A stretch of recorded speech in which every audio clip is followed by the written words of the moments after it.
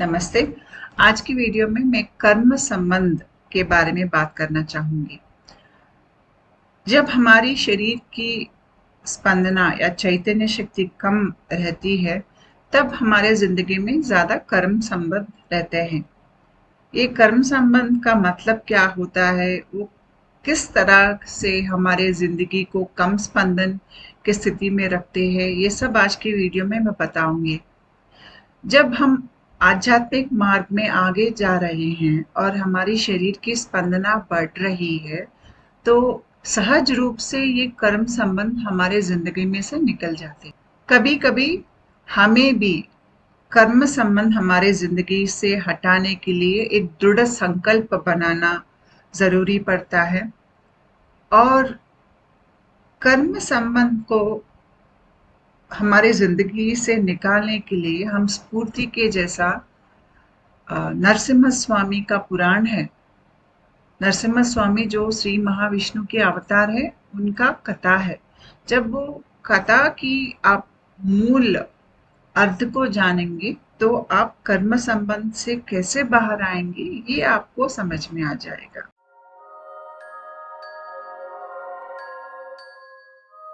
ये नरसिम्हा स्वामी है, श्री महाविष्णु का अवतार।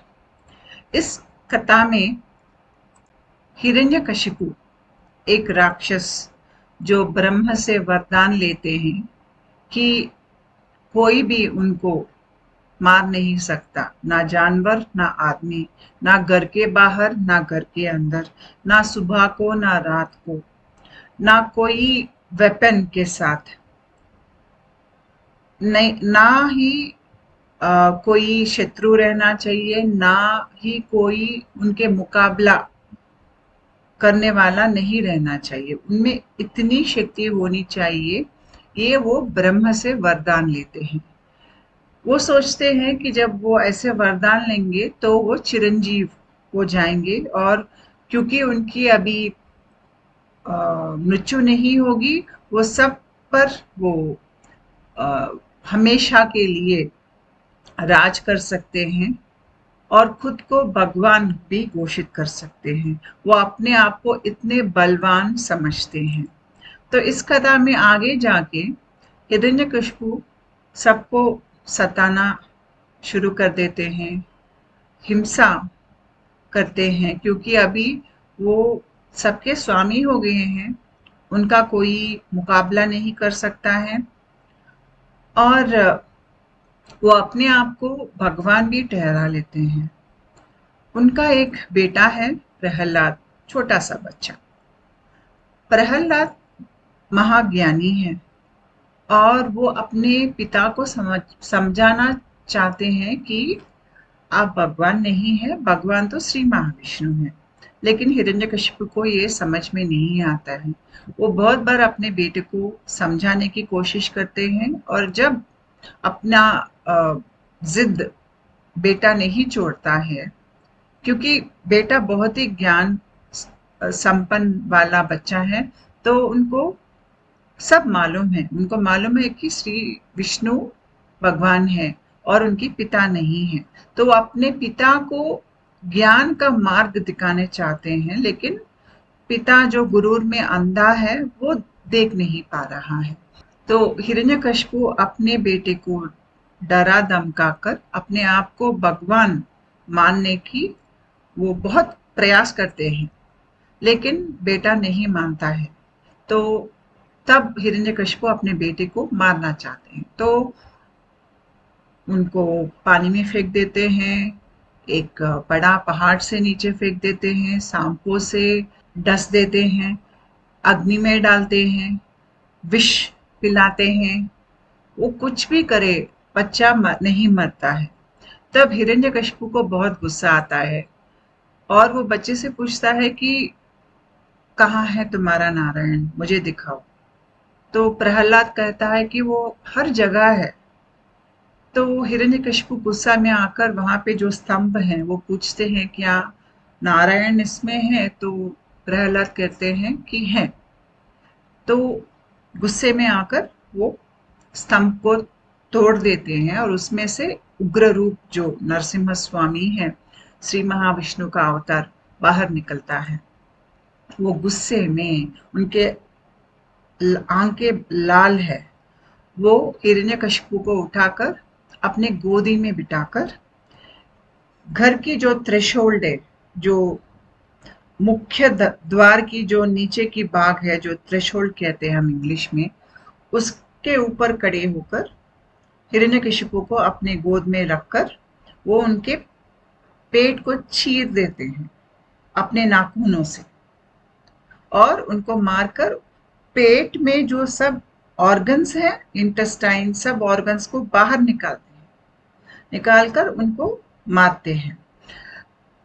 तो ये कथा आप याद रखिए, और इस कथा की जो मूल रहस्य है मैं ये वीडियो के अंत में बताऊंगी, आपको समझ में आएगा। इस कथा का जो मूल उद्देश्य है वो है कि कर्म ऋण जो है, या कर्म जो रिलेशनशिप्स रहते हैं जिनमें बंधन कर्म के वजह से होता है, यहाँ पे पाश रहता है, कर्म का पाश, वो दो आदमी को या दो लोगों को बांध के रखता है। और ये पाश ऐसा रहता है कि इस संबंध में एक ऊपर स्थाई पे है और एक निचले स्थाई पर है। जो ऊपर स्थाई पे है वो निचले स्थाई का आदमी को वो सताना लगता है, उसको यूज करना चाहता है, उसको बेवकूफ बनाना चाहता है, उसको दंड देना चाहता है, उसको दर्द देना चाहते हैं। तो ऐसे जो हमारे भावोद्वेग है, जो गुस्सा या दर्द, क्रोध, भय, ऐसे सब हमारे जो अंदर जो भावनाएं हैं या भावोद्वेग है, ये हमको कम स्पंदन में वो स्थिति में रखते हैं। जब हम ज्यादातर ऐसे भावनाओं में हम अपने जिंदगी जिएंगे तो हमारी स्पंदना नहीं बढ़ेगी। जब हमारी स्पंदन नहीं बढ़ती है तो हम आध्यात्मिक मार्ग में आगे नहीं जा पाएंगे। तो ये दोनों के बीच में आपको शायद मालूम भी नहीं होगा कि दूसरा आदमी आपको कम देख रहा है। अगर मैं आपको एक उदाहरण दूंगी तो दो दोस्त को लीजिए। दोस्त तो कम ज्यादातर नहीं रहते हैं, दोनों एक समान रहते हैं और एक दूसरों को एक समान की दर्जा से देखते हैं। लेकिन इन दोनों में एक दोस्त होगा जिसके अंदर उसके ख्याल ऐसे हैं कि मैं कैसे इसको सताऊं, कैसे इससे छीन लूं, कैसे इसको मैं धोखा दूं, कैसे इसको मैं इस्तेमाल करूं। ऐसे दोस्त भी रहते हैं। जब उनको अंदर मोटिव्स रहते हैं तो वो खुद अपने आप को ज्यादा महसूस करेंगे आपसे, आपको एक समान रूप से वो स्वीकार नहीं करेंगे कि आप उनके दोस्त हैं। अगर ऐसा स्वीकार करेंगे तो ये सब नहीं कर सकते। इसलिए बाहर एक स्नेह का एक मुखौटा वो चेहरा पे लगा के अंदर उनका बहुत सारे स्वार्थ से भरे हुए अपने ख्याल होंगे। तो ऐसे कर्म संबंध है जो बाहर से बहुत अच्छे दिखते हैं लेकिन अंदर से खोखले हैं। कर्म संबंध वैसे ही खोखले हैं। वहां पे प्रेम की भावना दोनों में नहीं होगी, या शायद एक व्यक्ति में होगी और वो एक व्यक्ति ये ज्यादा दूसरे व्यक्ति को चाहना या पसंद करना या प्यार करना जैसा होगा, और दूसरा व्यक्ति वो उतना वापस नहीं देता है, ये पहले व्यक्ति को इस्तेमाल करने को देखते हैं। तो यहाँ पे कहीं ना कहीं अंदर ये रिश्ता खोखला रिश्ता है और आखिर में ये हमको दुख देता है। और कर्म संबंध हम जिंदगी में अपने कर्म ऋण के वजह से हम इनको आकर्षित करते हैं। जब कर्म का ऋण वो मिट जाता है तो ये लोग चले जाते हैं और इनसे हम बहुत सारे पाठ सीखते हैं। ये दो व्यक्ति जिनको कर्म संबंध में आके जुड़ना है, के बीच में एक अटैचमेंट रहता है, एक पाश रहता है जो हमको आंखों से नहीं दिखता है, लेकिन ये भावोद्वेग उस स्थायी से इन दोनों के बीच में एक पाश वाला रिश्ता रहता है, और वो पाश इन दोनों को ऐसे एक जगह लेके आके दूर नहीं जा पाएंगे, ऐसी स्थिति ये पाश के वजह से होता है। इसलिए कर्म संबंध से निकल कर बाहर आना भी बहुत मुश्किल है। आदमी को बहुत ज्यादा दृढ़ निश्चय लेकर ये कर्म संबंध को मैं निकाल कर बाहर फेंकूंगा, ऐसा दृढ़ संकल्प से उनको आगे बढ़ना पड़ेगा, वरना इनसे बाहर निकलना भी बहुत ही मुश्किल है। कर्म संबंध कैसे बनते हैं? जब एक आदमी ऊपर की स्थिति में रहता है और दूसरी औरत या आदमी नीचे की स्थिति या नीचे दर्ज में रहता है, तो वो दोनों का संबंध कर्म संबंध होता है। जब मियाँ बीवी भी अपने आप को एक दूसरे से ऊपर या नीचे दर्जे मानते हैं, तब वो कर्म संबंध बनता है, वो आत्म संबंध नहीं बनता है। जब मियाँ बीवी या पति पत्नी जब वो शादी करके साथ में रहते हैं, एक दूसरे को स्नेह पूर्वक देखते हैं, दोनों अपनी जगह समान महसूस करते हैं, दोनों की दर्जा एक समान है, ऐसे महसूस करते हैं, और दोनों के अंदर कुछ गलत इरादे नहीं है, जैसे कि मैं इसको इस्तेमाल करूंगी या मैं सताऊंगी, इनको बिना बताए कुछ कर दूंगी, इनके हित में जो काम है मैं वो करूंगी, नहीं तो मैं अपने बीवी को दर्द दूंगा, ये मेरी बात नहीं मानेगी तो मैं इसको मारूंगा, ऐसे कुछ ख्याल है अंदर। ये सब जब होता है तो वो कर्म संबंधी होता है। दोनों पति पत्नी में एक दूसरे के तरफ उनको सम्मान से देखना चाहिए, एक दूसरे को समान दर्जे में रहना चाहिए, और दोनों में सत्य, ये बहुत इम्पोर्टेंट है, सत्य जैसा एक रिश्ता होना चाहिए, सच्ची रिश्ता। तब क्या होता है कि वो आत्म संबंध एक गहरी स्नेह बन जाता है, और आत्म संबंधन बनकर दोनों उस संबंध में बहुत खुश रहते हैं।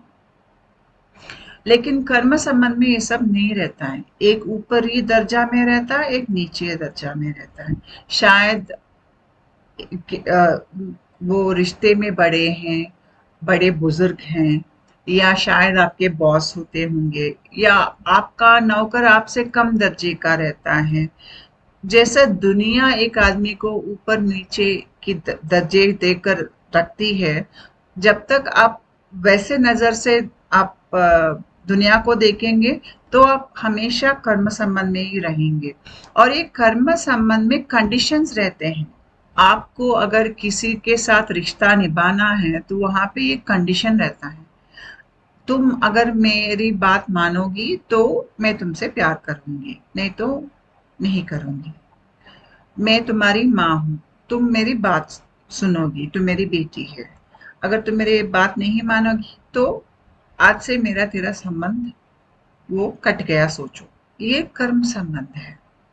कुछ कुछ संबंधों में वो कंडीशंस बाहर नहीं बतलाए जाते हैं, लेकिन जब एक बंदा जो है दोनों में जो ये कंडीशंस को नहीं मानता है, टुकराता है और नहीं करता है, तो संबंध ऐसे ही कट जाता है। तो ये संबंधों की वजह से हमारी शरीर की स्पंदना शक्ति कम होती है। दोनों कम स्पंदन में रहने के वजह से एक दूसरे को, या जो ऊपर दर्जे में है वो नीचे वाला दर्जे वाला इंसान को, उनको हमेशा बुरा भला कहना, उनका अपमान करना, अगर वो सच भी कहे तो उनको बोलना कि तुमने झूठ बोला है, तुम गलत इंसान हो, उनको दंड देना, उनको सबके सामने उनका अपमान करना। और फिर ऐसे भी होता है कि अगर तुम मेरी बात नहीं मानोगे तो ये रिश्ता कट गया, सोचो।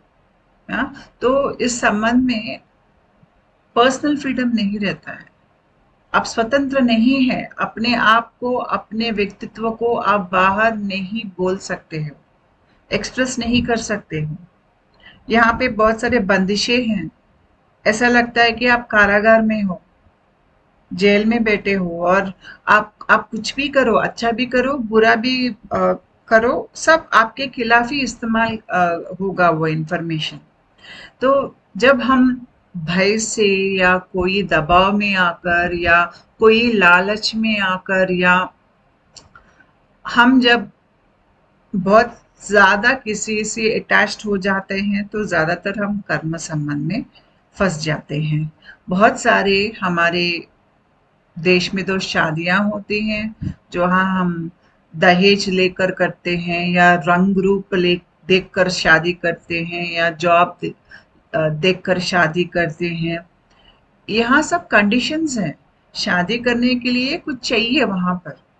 जब ऐसे शादियां हो रही है, अगर शादी के बाद पति पत्नी में कुछ स्नेह पूर्वक कुछ नहीं होता तो ये कर्म संबंध बन जाता है। उसके बाद झगड़ा शुरू हो जाता है, एक दूसरे को गाली देना या मारपीट शुरू हो जाता है। वैसे बहुत सारे शादियां ऐसे ही टूट जाती हैं। जब मैं कर्म संबंध के बारे में बात कर रही हूँ, ये बहन भाई, माता पिता और बच्चे, उनके बीच में, रिश्तेदारों के बीच में स्नेह जिनके साथ हम करते हैं उनके बीच में, ये कर्म संबंध में ये बहुत रूप लेता है कर्म संबंध। तो ज्यादातर अगर आप देखेंगे तो हमारे जिंदगी में कर्म संबंध ही रहते हैं। जब हमारी जिंदगी कर्म संबंध से निकलकर आत्म संबंध की तरफ जाती है तो बहुत कम ऐसे लोग होंगे जो आपके जिंदगी में बचेंगे। बहुत सारे हम अपने दोस्तों को मानते हैं, हम उन पे भरोसा करते हैं। तो अगर ऐसा कोई दोस्त है जो आपके साथ बहुत प्रिय से बात करता है, आप बहुत सालों से जानते हैं, लेकिन जब वो आपसे मिलता है तो एक स्नेह का एक मुखौटा मुंह पे डाल के आके आपके साथ बात कर रहे हैं, लेकिन वो मास्क के पीछे असली चेहरा जो है वो शत्रु का है। शायद हम वो देख नहीं पाते हैं जब हम कर्म संबंध में हैं, हम ऐसे ही विश्वास कर लेते हैं, और जब वो मास्क हट जाता है तो हम हैरान रह जाते हैं। तभी हमको मालूम होता है कि ये, अगर आप देखेंगे कि ये कर्म संबंध में ये एक्चुअली शत्रु है और आपका दोस्त नहीं है। तो कर्म संबंध को हम कैसे उसको आइडेंटिफाई कर सकते हैं? कर्म संबंध में ज्यादा झगड़ा होते हैं, एक दूसरे का जो स्वतंत्र है वो छीनना चाहता है, दूसरों को भला बुरा कहना, अपने आप को दूसरे के ऊपर एक डोमिनेशन जैसा करना। हमेशा यहाँ में ना कुछ स्ट्रेस रहता है। आपको डर लगा रहता है कि कुछ मैं गलत कर दूं या बोल दूं तो लोग, जो ये जिसके साथ आप कर्म संबंध में, एक आदमी हो सकता है या घर वाले हो सकते हैं, वो सब आपके खिलाफ वो लोग इस्तेमाल करेंगे। जब आप कर्म संबंध में हो तो दूसरा आदमी ऐसा सोचता है कि मैं इससे कैसे छीन लूं, इसको कैसे झूठ बोल के बहला कर इसका इस्तेमाल करूं, इसको कैसे मैं अपने काबू में रखूं। अगर बात नहीं सुनोगे तो शायद अपमानित करके या मार के या पीट के, कुछ भी करके। यहाँ पे ना आपका कोई आदर नहीं है, आप पे क्या असर पड़ता है दूसरे आदमी को फर्क नहीं पड़ता है, और आप हमेशा वो कम स्पंदन की स्थिति में रहते हैं कि भय में या दुख में या एक दर्द में, क्रोध में, वैसे स्थिति में आप रहते हैं तो आपका वाइब्रेशन लेवल कम हो जाता है। जब आप ये आदमी या औरत के पास आएंगे तो आपका वाइब्रेशनल लेवल कम हो जाता है। और सबसे बड़ी प्रॉब्लम ये है कर्म संबंध में कि जब हम ऐसे संबंधों में फंसे रहते हैं तो अपने आप को हम पहचान नहीं पाते हैं, मैं क्या हूँ, मेरे अंदर जो मेरी पदार्थ है वो क्या है, उससे हम कट जाते हैं। बाहर इतना हलचल हो रहा है जिंदगी में, कोई सुकून ही नहीं है। अगर इतना ड्रामा बाहर हो रहा है तो आप अंदर कब जाकर देखेंगे कि आप क्या हैं। तो इसकी वजह से क्या होता है, हम अपने आप से कट जाते हैं, हमारी तबीयत खराब हो जाती है, मानसिक रूप से हम बहुत दर्द महसूस करते हैं। कई कई को डायबिटीज जैसी वो बीमारी भी हो जाती है। बहुत तरह की बीमारियां हैं जो हो सकती है जब हम बहुत ही ज्यादा तनाव में जीते हैं या चिंता में हम जीते हैं। हम किसको भरोसा करें, किस पे नहीं कर सकते, कौन कब आके हमारे साथ झगड़ा करेगा। ये जो स्ट्रेस है, ये स्ट्रेस की वजह से हमारी तबीयत खराब हो जाती है। लेकिन ऐसे कर्म संबंध हमारे जिंदगी में क्यों आते हैं? हमको कर्म का कुछ शेष ऋण रहता है, हमको वो पूरा करना है। जब हम जन्म मरण की चक्र में फंसे रहते हैं तो हम बहुत जन्म लेंगे आगे जाके। तो एक जन्म में तो, या दूसरे जन्म में, या तीसरे जन्म में, कैसे भी हम ये ऋण को हम चुका लेंगे। लेकिन जब आप आध्यात्मिक मार्ग में हैं और आपका शरीर का स्पंदन बढ़ रहा है, इसके मतलब है कि आप आखिरी जन्मों में आ रहे हो। तो आगे 10-15 जन्म नहीं है जहां पर आप ये कर्म के ऋण अ, चुका सकते हो। इसलिए बहुत जन्मों का जो कर्म का जो फल है, आपको 1-2 जन्मों में उसको भुगतना पड़ेगा। इसलिए जब आप आध्यात्मिक मार्ग मार्ग में आप आगे जा रहे हो, बहुत सारे कर्म संबंध ऐसे आपके जिंदगी में आके आपको सताना, ये नॉर्मल है जब आपकी शरीर की स्पंदना बहुत ज्यादा बढ़ रही है। इस दौरान अगर आप एक कर्म संबंध की जो पाठ है, आपको जो सीखना है, अगर आप ये जल्दी सीख जाएंगे तो आपको उतना दर्द से गुजरने की जरूरत नहीं पड़ेगी।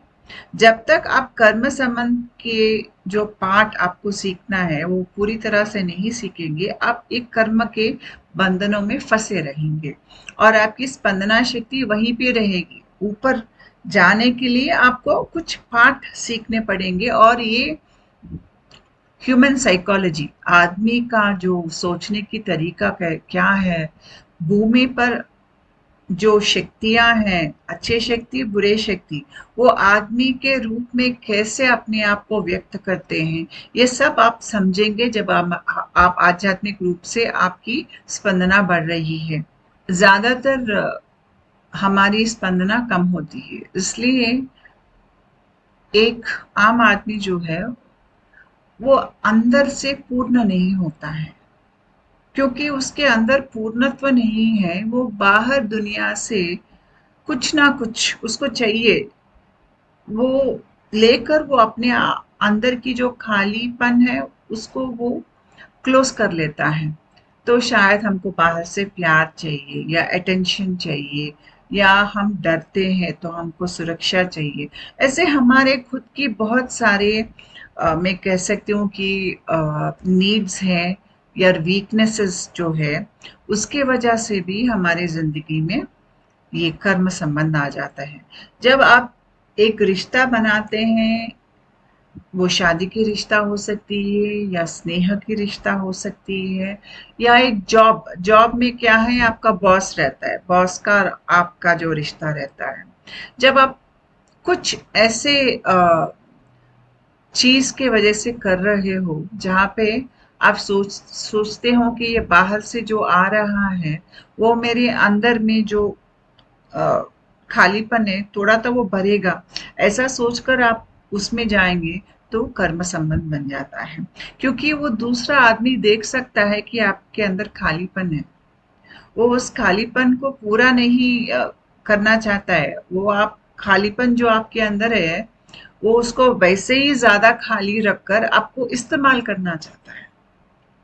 तो इसलिए ये कर्म संबंध ही रहता है, ये कभी भी आत्म संबंध नहीं बनेगा। इसमें दूसरे को कैसे यूज करेंगे, कैसे हड़प सकते हैं दूसरे पर आदमी से, या मेरी आवश्यकता की वजह से मैं ये आदमी को या औरत को मैं अपने ज़िंदगी में रख रही हूँ, या मेरी स्टेटस अच्छा दिखेगा। अब जब ये आदमी मेरा दोस्त बनेगा, ये औरत मेरी दोस्त बनेगी, तो मेरी स्टेटस ज़्यादा हो जाएगी। या कम पैसे वाले के साथ मैं स्नेह नहीं करूँगी, ज़्यादा पैसे वाले से ही स्नेह करूँगी। या बहुत सारे झूठ रहते हैं, कपट बुद्धि से जो रिश्ते बनाते हैं, ये सब कर्म संबंध होते हैं। और जब तक आप ऐसे संबंधों में आपका आसक्ति है और आपको ये संबंध उलझाकर आपको ज़िंदगी ज़्यादा ऐसा लगता है कि आप ज़िंदगी बहुत जी रहे हो। एक दिन रोते हो, एक दिन क्रोधित होते होते हो, एक दिन फिर क्रोध बदला बन जाता है, फिर आपको जाकर फिर उनके साथ झगड़ा करना है। तो यहाँ पे क्या है, ड्रामा चल रहा है। कभी वो कुछ कहते हैं तो कभी आप कुछ कहते हैं।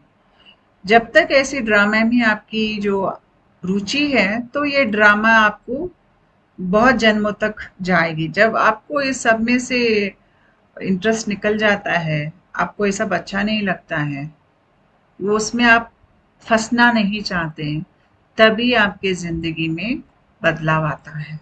कर्म संबंध की वजह से हम कभी भी स्वतंत्र नहीं हो सकते हैं।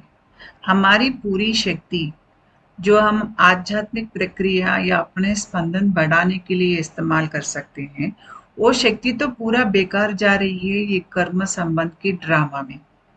तो हम कैसे हमारी स्पंदन को बढ़ाएंगे? और जब हम कर्म संबंध के बारे में बात करते हैं, तो वो एक स्थाई से नहीं आता है।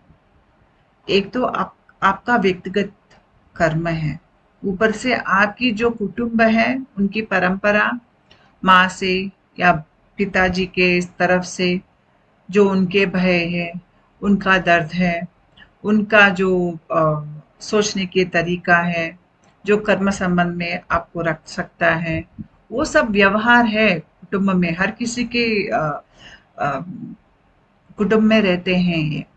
एक ड्रामा चलता है। और फिर सामाजिक रूप में भी ऐसे बहुत सारे सोच होंगे या व्यवहार शैली होगा जो आदमी को कर्म संबंध में रखेगा। अगर आपको कर्म संबंध से बाहर निकलना है, तो शायद ये सामाजिक रूप में जो आलोचना जो स्थिति है उसको आप प्रश्न करेंगे। जब आप प्रश्न करेंगे तो समाज में सब आपके खिलाफ हो जाएंगे कि आप कैसे इसको प्रश्न कर सकते हैं। उदाहरण के लिए देती हूँ, अ, हमारे समाज में अगर पति पत्नी को मारता है तो उसको गलत नहीं ठहराते हैं। लेकिन आप मानवता की दृष्टि से देखेंगे तो एक आदमी दूसरे आदमी को मारना या एक आदमी एक औरत को मारना, अपमान करना बहुत बड़ी गुनाह है, वो अच्छी चीज नहीं है। लेकिन आप एक बुरी चीज को लेकर उसको एक सामाजिक उसको प्रतिष्ठिता देते हो कि ये सही है, ये कर सकते हो, फिर ऐसे गलत विचार के वजह से कितना लोगों को दुख पहुंचेगा, आप सोचिए।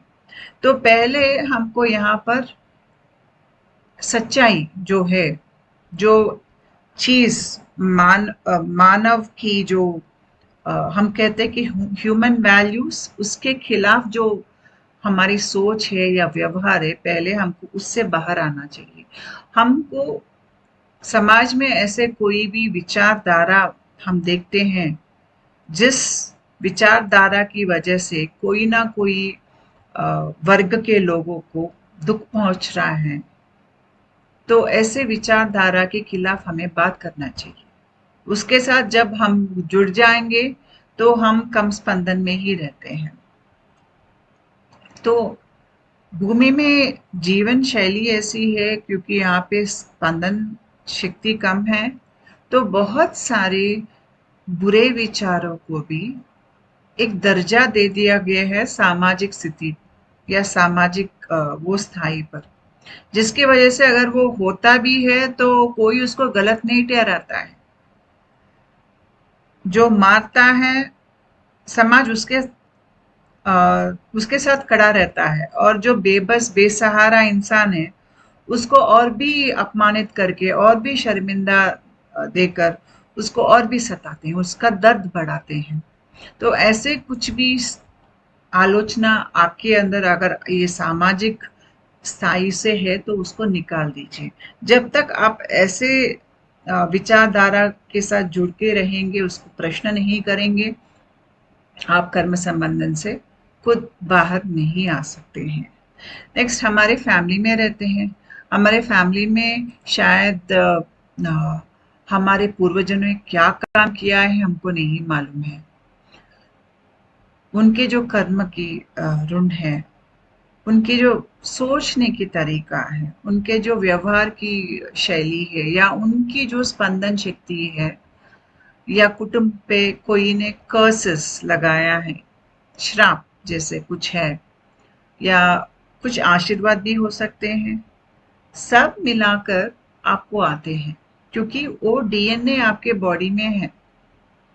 तो जो अंदर आपका सोच है, वो बैकग्राउंड में जहाँ आपके अंदर आवाज बात करती रहती है, आप सोचते हैं कि ये मेरी आवाज है, वो आवाज ज्यादातर आपकी नहीं रहती है।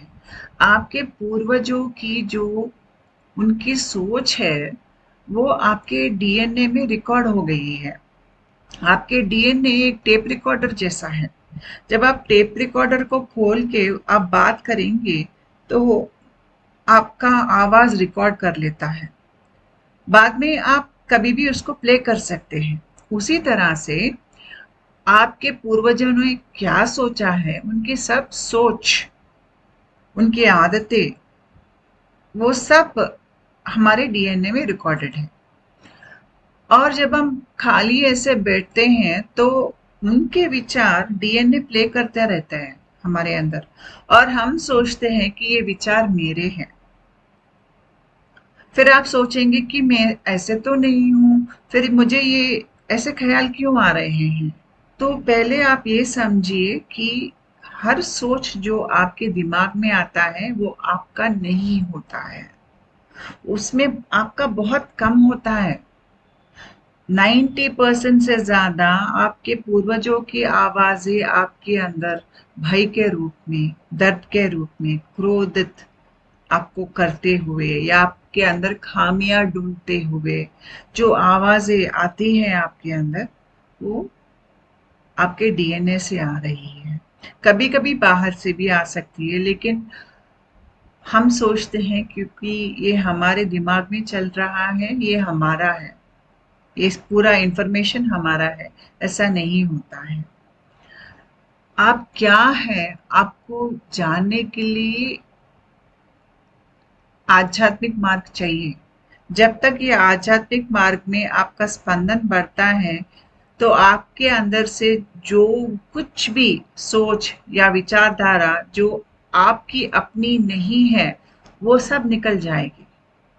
तब आखिर में जाकर आप अपने आप को जानेंगे। तो इतना हमें मटेरियल रहता है हमारे सबकॉन्शियस माइंड के अंदर, वो मटेरियल बाहर आते रहता है और हम सोचते हैं कि ये सब मटेरियल मेरा है।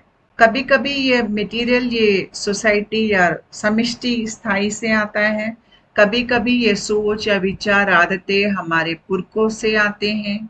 ये कुछ हमारा नहीं है। और खुद अपने, मैंने बहुत सारे जन्म लिए होंगे, और बहुत सारे जन्म लेने के वजह से एक मूल तत्व मेरे अंदर है। वो मूल तत्व के जो विचार है या सोच है वो मेरी है। तो इन सब विचारों में शायद वो मूल तत्व का विचार शायद 5-10% भी नहीं रहेगा। ज्यादातर हमारे डीएनए में जो रिकॉर्डेड है वही बाहर आता रहेगा। ये पहले आप जान लीजिए। या जब आपके शरीर की स्पंदन कुछ आध्यात्मिक प्रक्रिया की वजह से, जब आप जप करेंगे या कुछ ध्यान करेंगे, पूजा पाठ करेंगे, कुछ ना कुछ आध्यात्मिक प्रक्रिया आप शुरू करेंगे अपने जिंदगी में, तो अपने आप आपकी शरीर की स्पंदना बढ़ेगी। जब स्पंदना बढ़ेगी तो आप बहुत ज्यादा सेंसिटिव हो जाएंगे, और अंदर से ये सब थॉट्स जो हैं, जो आपके अंदर जो ये, जैसे मैंने कहा कि आपकी पूर्वजों की या सामाजिक रूप से जो भी है सब आता रहेगा बाहर, और तब आपको समझना चाहिए कि ये आलोचना मेरी है या मेरी नहीं है। अगर ये आलोचना मेरे मूल स्वरूप से नहीं आया है, ये मेरी सच्चाई को नहीं दर्शाता है, तो ये अज्ञान है। ऐसा आपको एक एक आलोचना को निकाल कर उससे आपको डिसआइडेंटिफाई हो जाना चाहिए। जब आप डिसआइडेंटिफिकेशन कर लेते हैं उस आलोचना से या उस आदत से, उस व्यवहार से, आप उसको प्रश्न करते हैं वो आलोचन को। ऐसा करने में वक्त लग जाता है। जब आप ऐसे करते हैं तो आपके अंदर से ये अज्ञान हटता निकलता जाएगा और आप ज्यादा से ज्यादा अपने मूल स्वरूप को जान पाएंगे। ये सब कम वाइब्रेशन हमको कम भावना स्थिति में रखता है, जैसे कि क्रोध, अहंकार, दुख। ऐसे स्थिति में जब हम रहेंगे तो हमारे शरीर में जो प्राणा या प्राण जो प्रवाह रहता है हमारा प्राणमय कोशा में, हमारे पंच कोश हैं।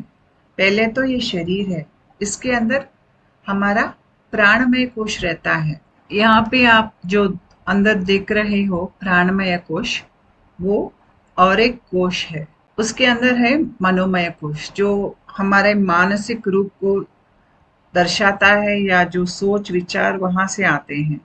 विज्ञानमय कोश उसके अंदर रहता है, यहाँ पर हमारी बुद्धि ज्ञान यहाँ से काम करती है।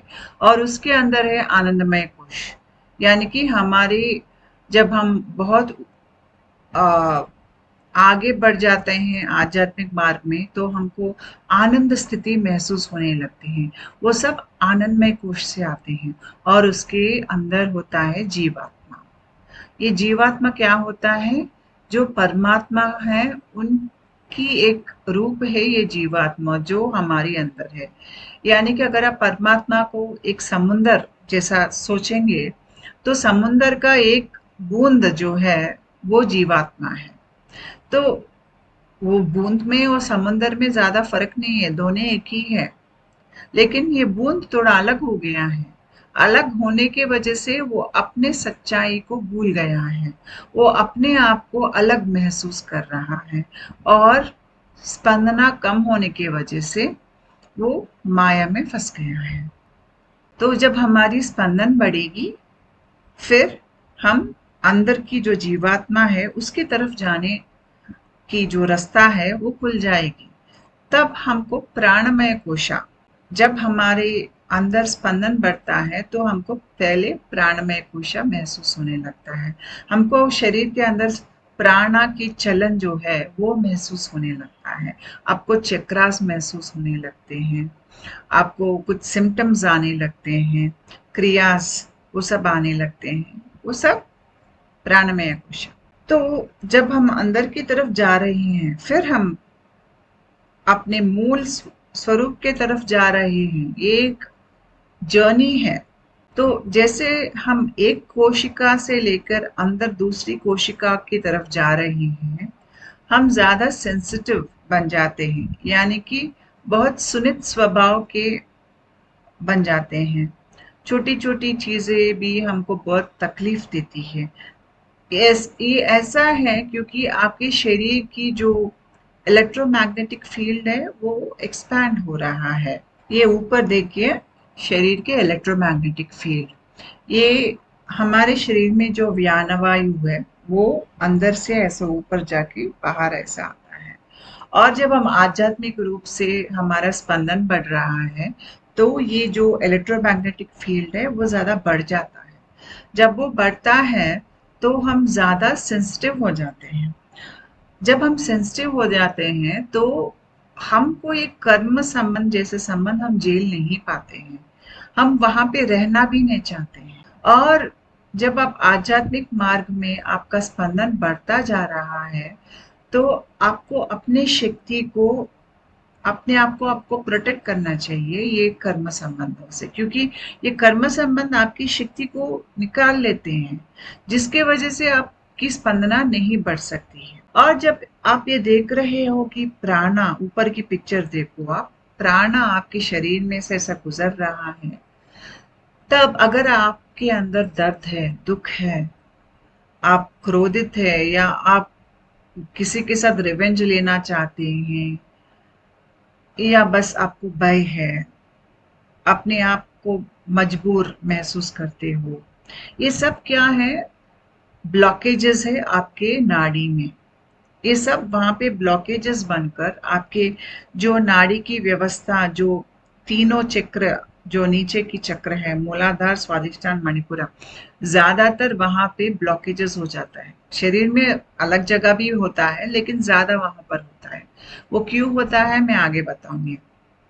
और जब वहाँ पे ब्लॉकेजेस बहुत ज्यादा हो जाता है, तो प्राण उससे गुजरकर ऊपर की तरफ नहीं जा सकता है।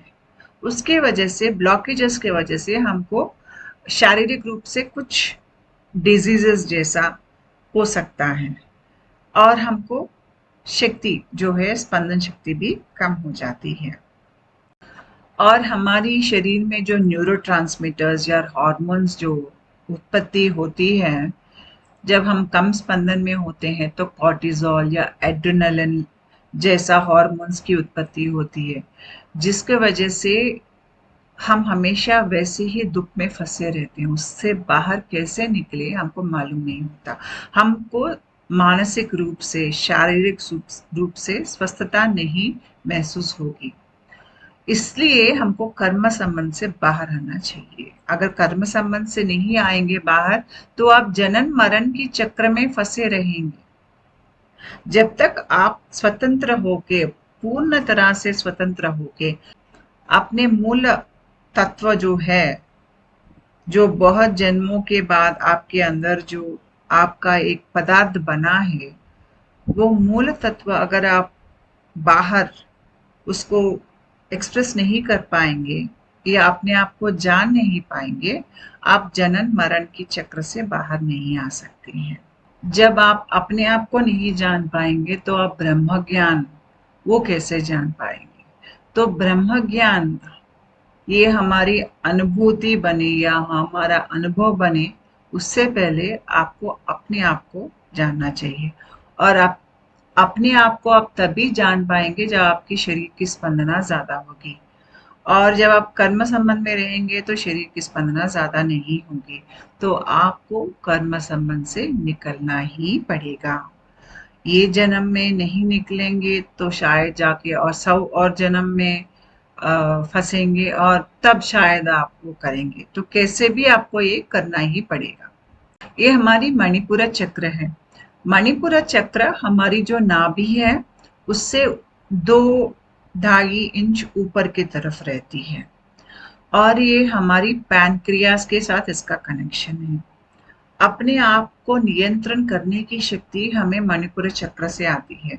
जब मणिपुर चक्र वो ठीक से नहीं रहता है, तो हम ऐसे सोचते हैं कि हम दुनिया को अपने काबू में कर लेंगे। लेकिन एक ज्ञानी ऐसा नहीं सोचता है। ज्ञानी सोचता है कि मैं दुनिया को अपने काबू में नहीं कर सकता हूँ, लेकिन अपने आप को बदल सकता हूँ। तो यहाँ पे आप अपने आप को बदल कर दुनिया को अपने काबू में लेके आ सकते हैं। ये ज्ञानी करता है। यानी कि आप अपने आप पर काबू रखकर अपनी दुनिया जो है उसकी स्पंदन की शक्ति ऊपर की तरफ ही रख सकते हैं, नीचे नहीं गिरने देंगे। वो ज्ञानी जानता है।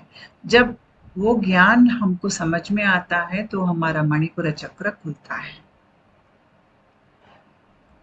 ये मणिपुर चक्र ये हमारे पेट के साथ संबंध है। नाभि जो है उसका लिवर के साथ संबंध है। जब हम अपने माँ की गर्भ में हैं, तो हमें आहार, सांस वो अपने माँ से मिलती है, वो अम्बाइलिकल कॉर्ड से। माँ को जो पेट में अंदर वो जो शिशु है उसके साथ एक कनेक्शन रहता है, अम्बालिकल कॉर्ड। वो आधार पर शिशु जीवित रह सकता है माँ के गर्भ के अंदर। जब वो बाहर आ जाता है दुनिया में, तो उसको अम्बाइलिकल कॉर्ड जरूरत नहीं पड़ती है। ये सेकंड पिक्चर देखिए, क्योंकि यहाँ पे शिशु अपने आप सांस ले रहा है, और खाना भी खा सकता है या दूध पी सकता है। तो अभी अम्बिलिकल कॉर्ड की ज़रूरत नहीं पड़ती, तो डॉक्टर्स अम्बिलिकल कॉर्ड को काट के फेंक देते हैं। और शिशु की नाभि के पास जो मांस आपको नज़र आ रहा है, वो अंदर जाकर लिवर में वो समा जाएगा, लिवर का भाग बन जाता है। तो इसलिए कर्म संबंध की जो प्रक्रिया है, उस प्रक्रिया का संबंध हमारा लिवर के साथ रहता है। लिवर का संबंध नाभि के साथ रहता है। तो हमारे पेट में जो बहुत सारे ऑर्गन्स है, वो हमारे खाना के ही हजम नहीं करते, उसके अलावा हमारे आलोचना, हमारे जो इंफॉर्मेशन प्रोसेसिंग हम करते हैं, जैसे बाहर दुनिया से आपको कुछ अच्छा दिखता है या कुछ बुरा दिखता है, कोई आपको अपमान करता है, कोई आपको डराता है, वो इंफॉर्मेशन आप कैसे प्रोसेस करेंगे? आपके पेट के अंदर होता है। ये जो डाइजेस्टिव ऑर्गन्स है, लिवर, स्प्लीन, गैल ब्लैडर, इंटेस्टाइन्स, ये सब मिलकर वो इंफॉर्मेशन को प्रोसेस करते हैं। अगर आप ज़्यादा दुख में है या दर्द में है या आपको लगता है कि कोई मेरा आदर नहीं करता है, आप सम्मान चाहते हैं बाहर से, जब आप ऐसे अ, विचारधारा में है, तो आपके अंदर की जो ऑर्गन्स है, वो सही तरह से इंफॉर्मेशन को प्रोसेसिंग नहीं कर रहे हैं। जब वो इंफॉर्मेशन प्रोसेसिंग सही तरह से नहीं करती हैं, तो आपके नाड़ियों में वो ब्लॉकेजेस बन जाता है। ब्लॉकेजेस मतलब रुकावट। जब रुकावट आपके प्राणिक की जो कोशिका है उसमें होता है, तो आप इंफॉर्मेशन प्रोसेस नहीं कर सकते हैं और आपके भावोद्वेग वहीं पे दबी रह जाती है। आप दुख से बाहर नहीं आ सकते हैं, गुस्सा से बाहर नहीं आ सकते हैं। उसके वजह से आपकी शरीर की स्पंदना कम रहेगी और आपकी परिस्थिति को आप बदल नहीं सकते हैं। लेकिन अगर आपको आपकी स्पंदन बढ़ाना है, तो पहले आपको ये समझ में आना चाहिए कि आपके पेट के अंदर की जो ये ऑर्गन्स हैं, वो कैसे काम करती हैं, कैसे इंफॉर्मेशन प्रोसेसिंग करती हैं। ये सब यहाँ पर है फर्स्ट पिक्चर में। आप देखेंगे उनको नर्वस कनेक्शंस भी है। द ग्रेट स्प्लैनिक नर्व से इनको नर्व्स जाते हैं और हमारे शरीर में जो सिंपैथेटिक पैरासिम्पैथेटिक नर्व्स रहते हैं। सिंपैथेटिक नर्वस सिस्टम वो सिस्टम है जब हम जागरूक स्थिति में हैं और हम बाहर काम कर रहे हैं, सोच रहे हैं, तब हम सिंपैथेटिक नर्वस सिस्टम की इस्तेमाल कर रहे हैं। और जब हम बहुत विश्राम स्थिति में है या सो रहे हैं, तो हम पैरासिम्पैथेटिक नर्वस सिस्टम यूज कर रहे हैं। तो हमारे शरीर में ये जो ऑर्गन्स हैं, ये दोनों सिंपैथेटिक और पैरासिम्पैथेटिक नर्व्स के साथ इनका कनेक्शन है। तो सेकंड पिक्चर आप में देखेंगे कि यहाँ पे वेगस नर्व है।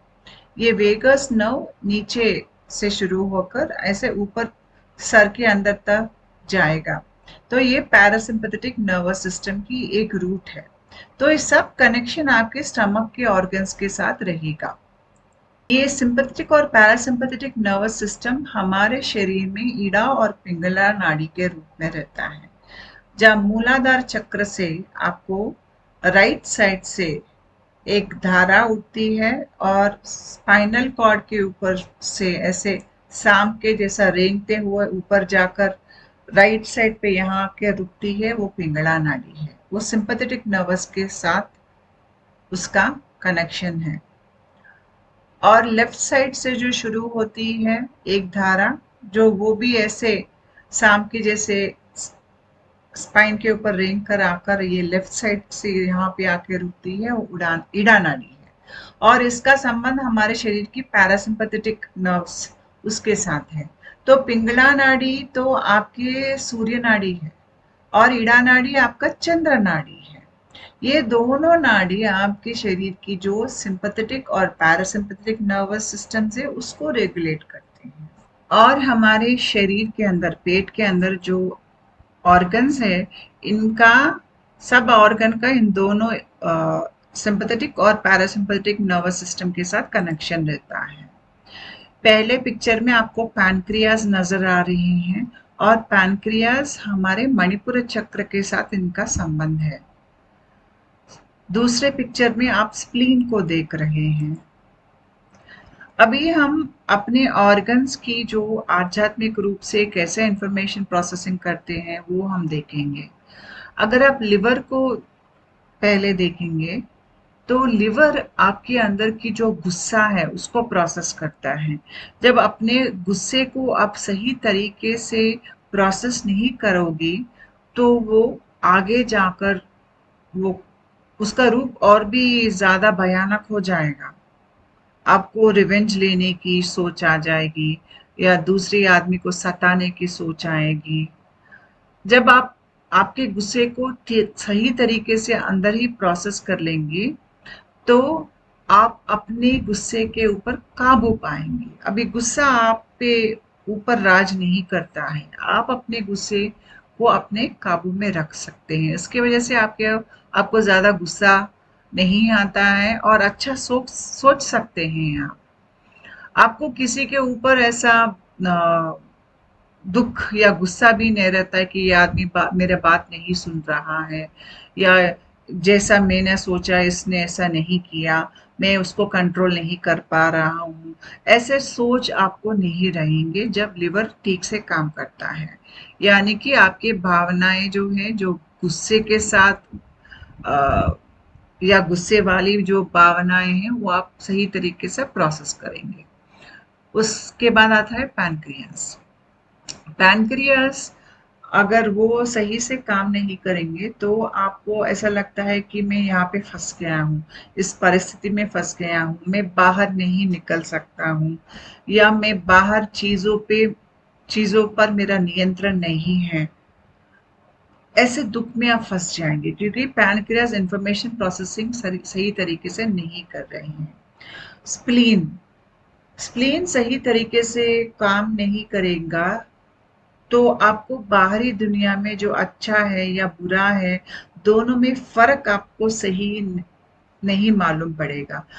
आप जो मीठी बातें आपके साथ करते हैं वो शायद आपके शत्रु भी होंगे, लेकिन आप पहचान नहीं पाएंगे। आप सोचेंगे ये बहुत मीठा बोलता है तो शायद ये मेरा स्नेहा है, लेकिन असली रूप में वो आपका शत्रु है जो बहुत मीठा बात कर रहा है ताकि आप उस पर भरोसा करेंगे तो आपको सही वक्त पर वो गिरा सकता है।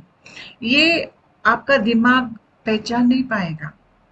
इसके वजह से क्या होता है, आप बहुत बार बहुत जल्दी आपको शारीरिक रूप से भी आपको रोग जैसे कि ज्वर या कुछ जुकाम बहुत जल्दी जल्दी बहुत बार आएगा, क्योंकि जब आपका स्प्लीन ठीक से काम नहीं करता है तो आपके शरीर के अंदर जो बैक्टीरिया है जो वायरसेस है वो भी उतने उसको मारता नहीं है शरीर, क्योंकि स्प्लीन पहचान नहीं पा रहा है ये कौन से मेरे अंदर बैक्टीरिया अच्छे वाले बैक्टीरिया है, कौन से बुरे वाले बैक्टीरिया है, ये स्प्लीन समझ नहीं पा रहा है।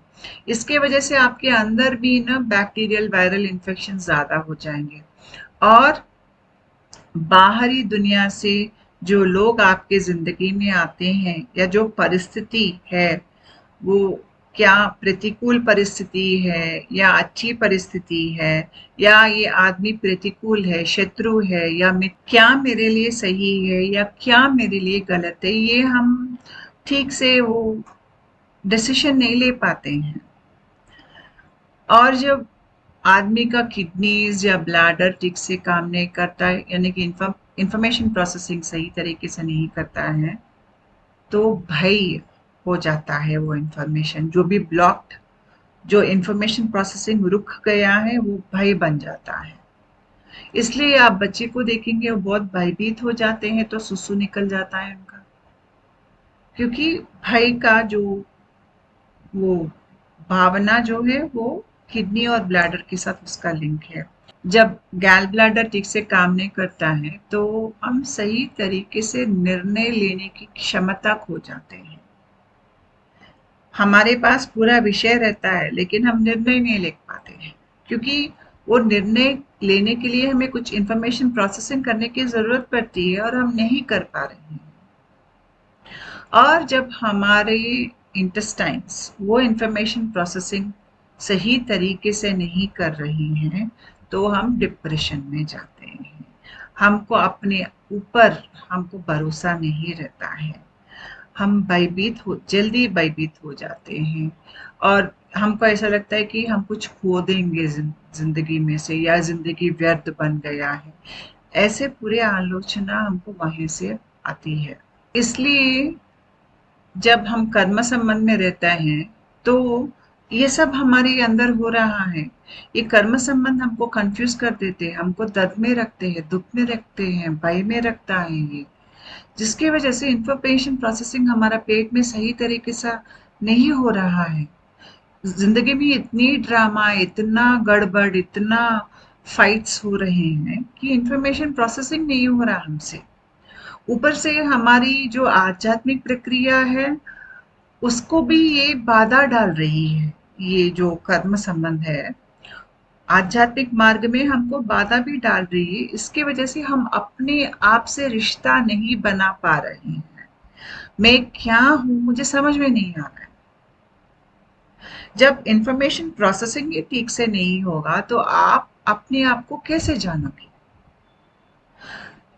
आपको और एक बात पर गौर डालना पड़ेगा कि जब आप आध्यात्मिक मार्ग में आगे जा रहे हो, आपके खुद का जो मटेरियल सबकॉन्शियस माइंड में है वो बाहर आता रहेगा। आपके पुराने घाव, पुराना दर्द, पुराना दुख, पुराना भय, इस जन्म का, पिछले जन्म का, आपके पूर्वजों का, वो सब बाहर आता रहेगा। आपको उसमें से गुजरना पड़ेगा। वो बहुत बहुत मुश्किल दौर है वो, जहाँ आप अपने आप को ढूंढ रहे हो तो पहले इस सबसे गुजरना पड़ेगा। जब आप ऐसे स्थिति में हो, उसके ऊपर आपकी जिंदगी में कर्म संबंध है, तो आप सोचो कितना बोझ पड़ेगा आपके ऊपर। तो जब हम कर्म संबंध से बाहर भी आ जाते हैं तो पहले कर्म संबंध की जो घाव है उसको भरना पड़ेगा हमको। वो घाव कैसे बाहर आएंगे कि पुरानी यादें की फिर वापस आती रहेगी। वो यादें तब तक आएंगी जब तक आपकी घाव ना भरे, जब तक इंफॉर्मेशन प्रोसेसिंग सही तरीके से आपके पेट में ना हो, तब तक वो बाहर आते रहते हैं। आपको यादें आपको सताते रहते हैं। जब ये यादें बाहर आएंगे तो आपको एक साक्षी मात्र बन के ये यादों को देखना चाहिए। आपको उसमें फिर से फंसना नहीं चाहिए, उसी कहानियों में जाकर फिर उसी दर्द को महसूस करके फिर वैसे ड्रामा में नहीं फंसो आप बस अपने आप से ये कहो कि ये मैं नहीं हूं। अब तो मैं ये नहीं हूं, ये मेरे जिंदगी में इसकी जरूरत नहीं है मुझे।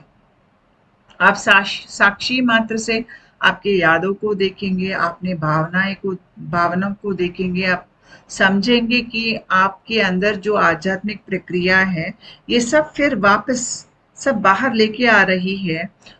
और अब आप अपनी यादों के बीच में, आपके बीच में एक दूरी महसूस करने लगेंगे तो ये घाव जल्दी भर जाएंगे और ये कर्म संबंध की जो वो पाश है पूरी तरह से वो आपके मनोमय कोश से भी उसका वो वहां पे जुड़ा रहता है। जब आपके जिंदगी में से कर्म संबंध निकल जाता है उसका वो घाव तो रहता है, वो घाव जल्दी भर जाता है। उसके बाद आप बहुत सारे पाठ सीखेंगे मनुष्य के बारे में, वो सोचने की तरीका, कैसे मानव संबंध बनते हैं, कैसे मानव संबंध बहुत खोखले रहते हैं, कैसे मनुष्य एक दूसरे को इस्तेमाल करता है, या कैसे कि दूसरे के फायदा उठाकर एक आदमी जीता है, या जो बलवान है वो दुर्बल को कैसे उसको लूटता है। वो सब आपको समझ में आने लगता है। जब आपको ये सब समझ में आएगा तो आपको मालूम होगा कि अब जिंदगी में ज्यादातर आपकी कर्म संबंधी है। उसके बाद आप एक के बाद आप जब वो जानते हैं कि ये कर्म संबंध है तो आप उसमें इन्वेस्ट करना छोड़ देंगे। जब आप उसको इन्वेस्ट करना छोड़ देंगे वो संबंध खुद ब खुद निकल जाएगा। आप नार्सिसिस्टिक पर्सनैलिटी डिसऑर्डर वो लोग कैसे सोचते हैं, वो सब आपको समझ में आ जाएगा। अभी आपको कर्म संबंध में फंसे बिना कैसे जिंदगी को जिया जा सकता है वो आपको समझ में आएगा, जिसकी वजह से आपकी शरीर की स्पंदना बढ़ेगी। और जब शरीर की स्पंदना एक स्थायी तक बढ़ती है और आपके कर्म संबंध पूरी तरह से निकल गए आपके जिंदगी में, तो आप तब आपको एक सपना आएगा। उस सपने में आपके नाभि से बाहर जो अम्बाइलिकल कॉर्ड आ रहा है, अभी मैंने दिखाया एक शिशु के अंदर से अम्बाइलिकल कॉर्ड आ रहा है नाभि के से बाहर से, आपको सपने में ये नजर आएगा कि दो हाथ आकर आपकी जो नाभि में से निकल के आ रही है जो अम्बाइलिकल कॉर्ड, उसको काट रहे हैं। और जब उसको काट रहे हैं तो आपको नाभि के अंदर से खून बहकर बाहर आके पेट के ऊपर लग रहा है। बहुत लोगों को ये भी महसूस होता है कि ये कट जाने के बाद नाभि के अम्बाइलिकल कॉर्ड वो ऐसे हवा में तैर रहे हैं। उनको लगता है कि एक बोझ हट गया है, अब मैं इस सब से मेरा नाता टूट गया है। तो ये सपना तो आएगा जब आप पूरी तरह से कर्म ऋण से बाहर आ जाएंगे। ये हर किसी को आता है ये सपना। कभी कभी तो जब हमारी स्पंदना शक्ति जो हम साधना करते हैं उसकी वजह से बढ़ती है तो कर्म ऋण ऐसे ही मिट जाते हैं, लोग चले जाते हैं हमारे जिंदगी में से। इसलिए हम हमको कभी भी वापस जाके पुराने लोगों को वापस नहीं लेके आना चाहिए हमारे जिंदगी में। वो पुराना लोग जो आपके जिंदगी में से निकल गए हैं वो कम स्पंदन वाले थे। अगर आप उनको वापस लेके आएंगे तो फिर आपकी जिंदगी में वही फिर ड्रामा शुरू हो जाएगी। आज आपके जिंदगी में जो नहीं है वो इसलिए नहीं है कि उसका आपका स्पंदन की मैच नहीं होता है। अगर स्पंदन मैच होता है था तो वो आदमी आपकी जिंदगी में आज भी रहता था। तो इसीलिए जो लोग आपके जिंदगी में से गुजर गए हैं या चले गए हैं उनके साथ उनकी यादें भी छोड़ दो, वापस नहीं लेके आओ। हम कभी भी हमारे पास्ट में हमको जीना नहीं चाहिए, हमको हमेशा आज के जो दिन है उसी में जीना चाहिए, उसी स्पंदन के साथ जीना चाहिए। और जो भी सच्चाई के साथ मैच नहीं होता है आपकी जिंदगी में वो सब निकल जाता है, यानी कि जो भी झूठ है या झूठी बंधन है वो सब निकल जाएंगे। और उसके बाद सिर्फ आत्म संबंध ही आपके जिंदगी में रहेंगे। आत्म संबंध ऐसे संबंध है जो आपके फायदा नहीं उठाना चाहते हैं, जो अ, आपको दर्द नहीं देना चाहते हैं। वो ऐसे स्पंदन है उसमें, जैसे कि दो समान स्पंदन वाले एक दोस्त बन के करीब आते हैं और एक स्पंदन की वजह से दोनों की दिल मिल जाती है। ऐसे ही आत्म संबंध आपके जिंदगी में आ जाते हैं। इसके वजह से क्या होता है, हमारी आ, पुरानी व्यवहार हम ऐसे क्यों जीते थे हमें समझ में आता है। हम अपने आप को पहचानते हैं अभी। और क्योंकि हमें ये ज्ञान बढ़ गया है, हमें प्राण शक्ति भी ज्यादा बहती है। और क्योंकि सब रुकावटें निकल गए हैं तो प्राण शक्ति आपके ये सब ऑर्गन से अच्छी तरह से बहेगी और इंफॉर्मेशन प्रोसेसिंग भी सही तरीके से होगी। जब इंफॉर्मेशन प्रोसेसिंग ये ऑर्गन सही तरीके से करेंगे फिर आपको लिवर क्या करेगा, आपका शरीर को डिटॉक्सिफाई करेगा। आप में सहन शक्ति बढ़ जाती है, गुस्सा जल्दी नहीं आता है, कर्म संबंध आपके जिंदगी में नहीं रहेंगे। पैनक्रियास ठीक से काम करने से वजह से आप ज्ञानी बन जाते हैं। आपको अपने ऊपर काबू आता है, अपने आप को नियंत्रण कर सकते हैं, अपने भावनाओं को, अपने आलोचना को आप सब अपने नियंत्रण में रख सकते हैं। अब आप अपने शरीर और मनस के स्वामी बन बन गए हैं। उसके बाद स्प्लीन, स्प्लीन ठीक से काम करेगा तो आप पहले से ही आदमी को या परिस्थिति को ये आपके लिए अच्छा करेगा या बुरा करेगा, ये पहले आप ग्रहण कर लेते हो और ऐसे परिस्थिति और व्यक्ति से दूर रहते हो जिसके वजह से आपको समस्या आ सकती है और आपकी शरीर की इम्यूनिटी भी अच्छी तरह से बढ़ जाएगी क्योंकि अभी आपकी स्प्लीन अच्छी तरह से काम कर रही है, तो शरीर में बैक्टीरिया और वायरस तो कैसे भी वो मार देगी। इसके वजह से आप तो चुस्त और तंदुरुस्त रहेंगे। गैल ब्लैडर ठीक से काम कर रही है तो आप निर्णय अच्छे ले पाएंगे और अपने गुस्से को भी आप छोड़ सकते हो। गुस्से को अगर हम लिवर के स्थाई पर हम रोक के रखते हैं तो हमारे शरीर में वो डिजीज बन सकता है या हमको बदला लेने की वो आलोचना आएगी या हम दर्द या दुख में चले जाएंगे। लेकिन जब हम गुस्सा को छोड़ सकते हैं, उसको कुछ और में बदल सकते हैं, जैसे कि हम गुस्सा को हम क्षमा में बदल सकते हैं या गुस्सा से हम बैठ के एक चित्र बनाएंगे तो वो गुस्सा को एक खूबसूरत चित्र बना रहे हैं। तो यहाँ पे आप क्या कर रहे हैं कि गुस्सा को हम दबा नहीं रहे हैं, हम गुस्सा को बाहर की तरफ उसको छोड़ रहे हैं। लेकिन जब वो बाहर की तरफ उसको छोड़ रहे हैं तो एक खूबसूरत भावना जैसे छोड़ रहे हैं या एक कला जैसा बाहर उसको छोड़ रहे हैं, जिसके वजह से वो गुस्सा औरों को नहीं तड़पाता है। आप बस उसका रूप बदल रहे हो या आप गुस्सा को ज्ञान के रूप में बदल सकते हैं। जैसे कि वो परिस्थिति में, जिस परिस्थिति में आपको गुस्सा आया है, उस परिस्थिति में आपको कुछ सीखने की है। जब वो पाठ सीख लेते हैं तो गुस्सा ज्ञान बन जाता है। इसके वजह से आप गुस्से को कुछ और रूप में बदलने की शक्ति आप अभी आप में है। ये ज्ञानी की शक्ति है। अभी भाई तो निकल जाएगा तो अब ज्यादा खुश रहेंगे और क्योंकि आपको डिप्रेशन जैसा कुछ नहीं है, क्योंकि आपके इंफॉर्मेशन प्रोसेसिंग इंटेस्टाइन्स में भी सही तरीके से हो रहा है, तो आपको इंटेस्टाइन्स के अंदर खुशी महसूस होगी।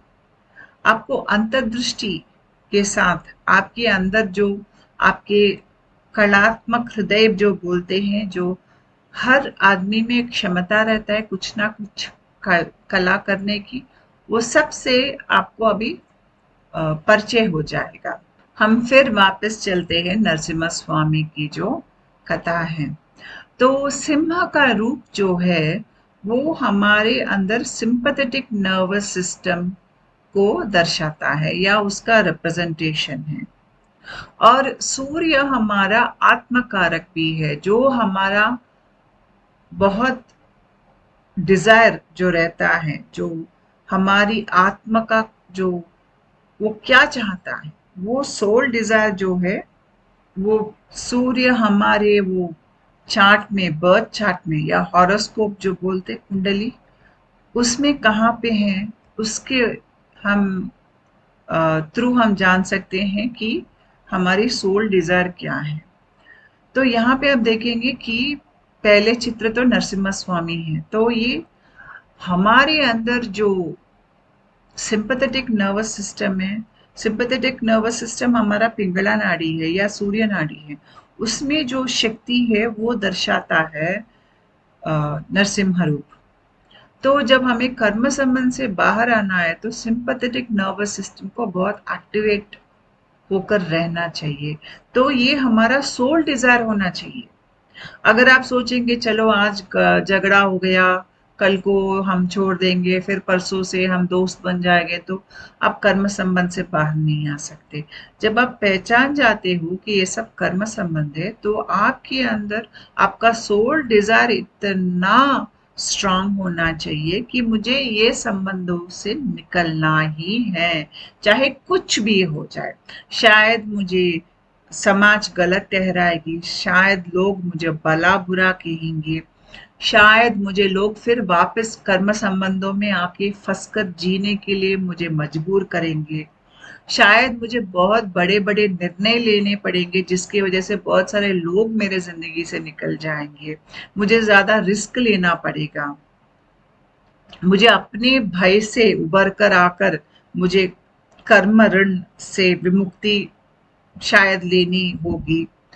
ये कठिन निर्णय लेने के लिए हमें वो सोल डिजायर बहुत प्रबल होना चाहिए, यानी कि चाहे कुछ भी हो जाए मुझे कर्म संबंध नहीं चाहिए। ये दृढ़ संकल्प जब आप में आ जाता है, वो आना चाहिए, तब तक कर्म संबंध नहीं जाएंगे आपके जिंदगी में से।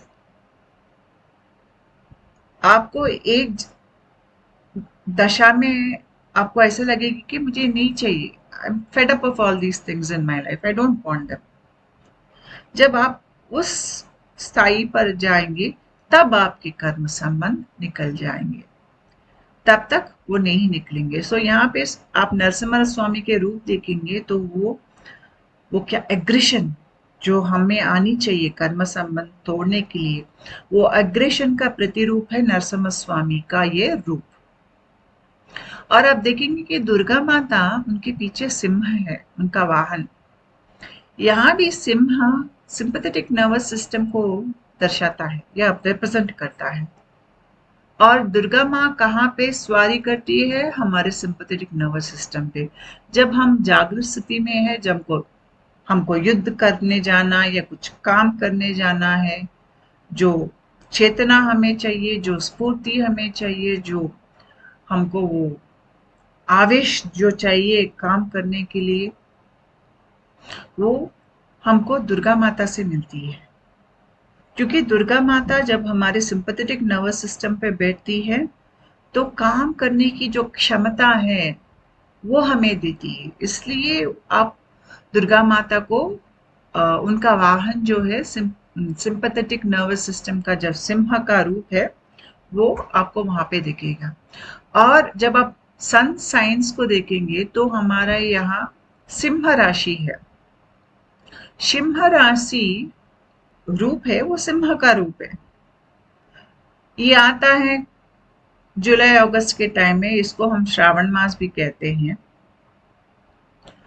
श्रावण मास में हमारा सिंपैथेटिक नर्वस सिस्टम बहुत एक्टिवेट होके रहता है। अगर आप आध्यात्मिक मार्ग में हैं, आपको कुंडलिनी जागरण हुआ है या आपके शरीर में प्राण के प्रवाह प्रवाह आपको महसूस हो रहा है या आपने शक्तिपात लिया है, तो थोड़ा आगे जाने के बाद जब आपके शरीर की स्पंदना बढ़ेगी तो आप महसूस करेंगे कि ये जुलाई अगस्त के महीनों में आपको इस एरिया में, ये स्टमक इंटेस्टाइन्स के एरिया में बहुत सारा शक्ति दौड़ रही है आपके शरीर के अंदर से। और इस वक्त में आपको ना हार्ट पैल्पिटेशंस बहुत ज्यादा होंगे, यहाँ पे थाइमस ग्लैंड एक्टिवेट होकर यहाँ पे दर्द होगा।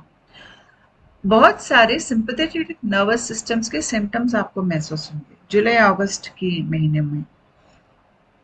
इसलिए क्योंकि यहाँ पे ये सिंह राशि है और सिंह राशि के दौरान आपके सिंपैथेटिक नर्वस सिस्टम एक्टिवेट होके रहता है। तो इस टाइम पे कर्म संबंध से निकल कर आने की जो, आप इसको एक अपॉर्चुनिटी जैसा देख सकते हैं, या यहाँ पे उससे उभर कर बाहर आने की शक्ति आप में ज्यादा रहती है कर्म संबंध से। इसलिए जब हम श्रावण मास में कुछ उपवास करते हैं, साधना पूजा करते हैं, तो उसका बहुत ही ज्यादा हमको रिटर्न मिलता है। क्योंकि यहाँ पे हमारा सिंपैथेटिक और पैरासिम्पैथेटिक नर्वस सिस्टम, क्योंकि पैरासिम्पैथेटिक नर्वस सिस्टम चंद्रमा से जुड़ा है, और यहाँ पे पूर्ण श्रावण पूर्णिमा जब आता है, जब चंद्र पूर्ण रहता है, तो बोथ सिंपैथेटिक और पैरासिम्पैथेटिक दोनों बहुत अच्छी तरह से हमारे शरीर में काम कर रहे हैं।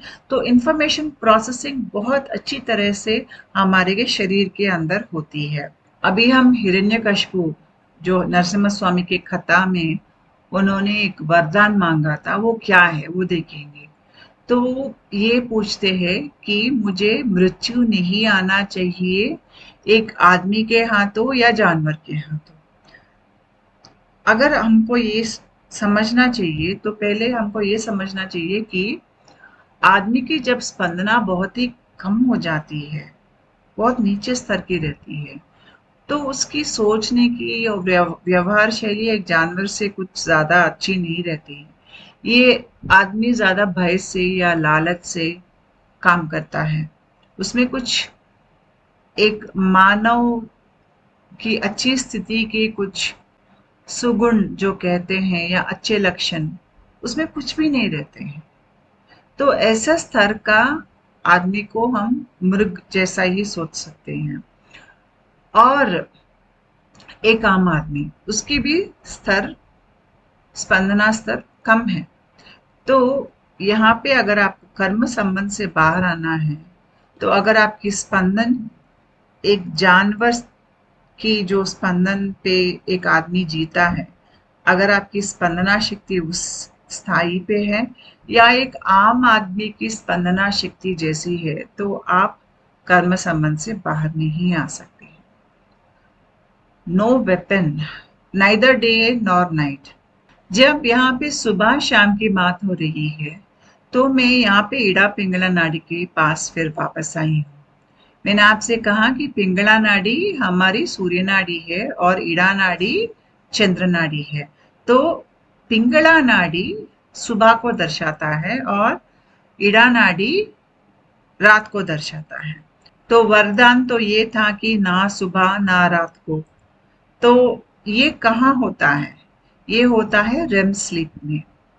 जब हम सुबह उठ के रहते हैं तो हम पिंगला नाड़ी का इस्तेमाल करते हैं, यानी कि सिंपैथेटिक नर्वस सिस्टम।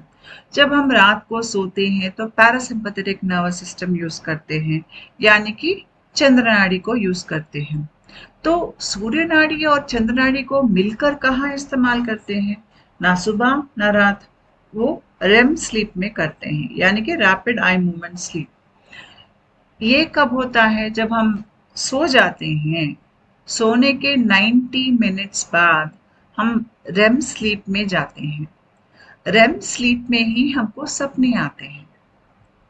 और रेम स्लीप ऐसी स्लीप है जहाँ पे पहले से आपका पैरासिम्पैथेटिक नर्वस सिस्टम एक्टिवेटेड होके है, क्योंकि आप नींद में हैं, यानी कि आपका चंद्र नाड़ी एक्टिवेट है।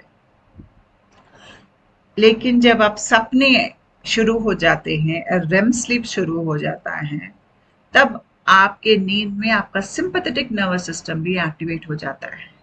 तो यहाँ पे सिंपैथेटिक पैरासिम्पैथेटिक दोनों मिलके काम कर रही हैं।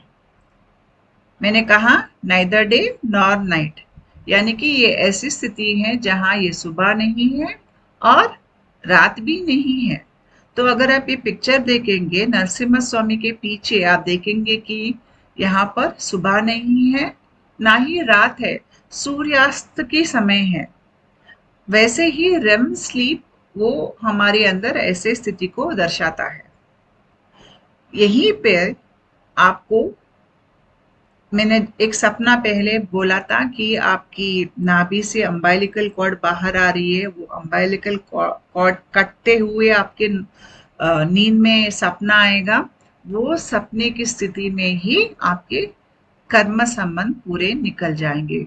वही एक मार्ग है। फिर उसके बाद आता है नेदर इनसाइड नॉर आउटसाइड, यानी कि ना घर के अंदर ना घर के बाहर। तो यहाँ ये कहाँ पर हो रहा है? ये आपके नींद के स्थिति में, आपके सपने की स्थिति में, यानी कि आपके सूक्ष्म स्थाई पे हो रहा है, ये जमीन पे नहीं हो रहा है ये। तो ये कर्म संबंध की जो रहस्य है, ये हमारे पुराण में, ये नरसिम्हा स्वामी के पुराण में ये पूरे रहस्य ये कथा में है। और जब नरसिम्हा स्वामी आप कथा के देखेंगे तो आपने देखा कि वो हिरण्यकशिपु के पेट को चीर देते हैं और अंदर से पूरे ऑर्गन्स बाहर निकाल रहे हैं। वो ऑर्गन्स क्या हैं? स्प्लीन, लिवर, इंटेस्टाइन्स, पैनक्रियास, ये सब इंफॉर्मेशन प्रोसेसिंग वाले हैं। वो क्यों उसको बाहर निकाल रहे हैं, पूरे ऑर्गन्स को क्यों उसको चीर पार कर रहे हैं? मैंने आपको ये भी समझाया कि हमारे पुरखों की जो आलोचना है, जो उनकी आदतें है, व्यवहार है, उनकी इंफॉर्मेशन प्रोसेसिंग की जो स्टाइल है, अगर वो सही तरीके से नहीं है, वो सब हमको आएगा हमारे डीएनए के वजह से। तो हिरण्यकशिपु से प्रहलाद को आ सकता है। वो इस स्तर पर यानी कि एंसेस्ट्रल कार्मिक वो वहां पे डीएनए कॉर्ड कटिंग होना चाहिए। तो नरसिम्हा स्वामी जब हिरण्यकशिपु के पेट चीर कर सब ऑर्गन्स को बाहर निकाल रहे थे, वो प्रहलाद के ऊपर से अपने पुरखों की जो डीएनए की अ, जो कर्मा है उसको निकाल रहे थे, ताकि उसके बाद प्रहलाद पर अपने पुरखों की कुछ भी कर्मा नहीं होनी चाहिए, वैसे वो कर्मा काट दे रहे थे पूरी तरह से। तब जाकर प्रहलाद पूर्ण रूप से स्वतंत्र हो जाते हैं और सिर्फ अपने मूल तत्व, उनके मूल तत्व तो बहुत ही महाज्ञानी थे वो, तो वो मूल तत्व ही उसके बाद वो लोगों को अ, समझाते थे या बाहर व्यक्त करते थे। तो जब हमको ये सपना आता है जहां पर हमारी अम्बिलिकल कॉर्ड काट दिए जाती है, तो यहाँ पे क्या हो रहा है, हमारे पुरखों से, सामाजिक स्थिति से, खुद अपने कई जन्मों की जो कर्मा है वो सब से हम विमुक्त हो जाते हैं। और ये प्रहलाद की कथा में यही सब ज्ञान हिडन एक नॉलेज जैसा है। जब आपके शरीर का स्पंदन बढ़ जाता है, आपको कर्म संबंध आप जानते हैं वो क्या है, तो आपको उसमें रुचि नहीं रहती है। आप अपने सच्चाई को ही बाहर व्यक्त करते रहते हैं, और जो आपके सच्चाई का सामना नहीं कर सकता है वो आपकी ज़िंदगी में से निकल जाता है। और अगर अभी भी कोई आपकी ज़िंदगी में है, वो इसलिए है क्योंकि वो आप जैसे हैं आपको वैसे स्वीकार कर रहे हैं, यानी कि वो आपके आत्म संबंध बन जाते हैं। कभी कभी कर्म संबंध जो एक स्थाई पे है वो दूसरे स्थाई पे आत्म संबंध है, लेकिन जब हम कर्म के ऋण में फंसे रहते हैं तो हमको इस रिश्ते में आत्म संबंध पहले नहीं दिखता है। जब हमारे शरीर का स्पंदन बढ़ जाता है तब हमको उनमें आत्म संबंध दिखता है। जैसे कि मैं आपको एक उदाहरण दूंगी। हमारा माइंड जो है 3 हिस्सों में बटा है। पहला तो कॉन्शियस माइंड है, जो आप बाहर जब आप जागरूक स्थिति में आप बात कर रहे हो, सोच रहे हो, वो इस स्थाई से कर रहे हो। फिर आता है सबकॉन्शियस माइंड। सबकॉन्शियस माइंड में आपकी अपनी कथाएं, इस जन्म की, पुराने जन्म की, पिछले कुछ आपने क्या महसूस किया कई जन्मों पर, वो सब यहीं पे रहते हैं। यहाँ पे आपका अपना व्यक्तिगत दर्द या आपका जो पुरखों का या पूर्वजों का उनका कहानियां सब यहाँ पे रहते हैं। सबसे नीचे रहता है अनकॉन्शियस माइंड। ये अनकॉन्शियस माइंड क्या है? ये अनकॉन्शियस माइंड पूरी मानव जाति, बहुत लाखों साल से मानव जाति है, पूरी मानव जाति की कथाएं यहाँ पर रहती हैं। जैसे कि पुराण रहता है, यानी कि कुछ गाथा रहते हैं, मनुष्यों ने कैसे जिया, उन एक दूसरे के साथ रिश्ता कैसे उन लोगों ने रखा, इससे संबंधित ज्ञान वहाँ पे रहता है। हमारे ऊपर ये ग्रहों का कैसा इफेक्ट रहता है, जैसे कि गुरु ग्रह, शनि ग्रह, ये सब कैसा, एस्ट्रोलॉजी सब यही से आता है आपको, अनकॉन्शियस माइंड से। और अनकॉन्शियस माइंड ही हम कैसे जिंदगी बिताएंगे इस दुनिया में, ये सब अनकॉन्शियस माइंड में जो प्लान्स हैं या वहाँ पे जो शक्तियाँ हैं वो ही नियंत्रण करती है भूमि में एक आम आदमी कैसे जिंदगी कटता है उसका। तो अनकॉन्शियस माइंड का हमारे ऊपर बहुत ज़्यादा प्रभाव है। और अनकॉन्शियस माइंड में आर्किटाइप्स रहते हैं। आर्किटाइप्स का मतलब ये है कि एक मनुष्य की सोचने की तरीका या उसकी व्यवहार शैली जो है उसकी कॉपी वहाँ पे रहती है। उदाहरण के लिए हम एक औरत को देखते हैं और ये माँ है, हम पहचान जाते हैं। हम कैसे पहचानते हैं कि ये औरत माँ है?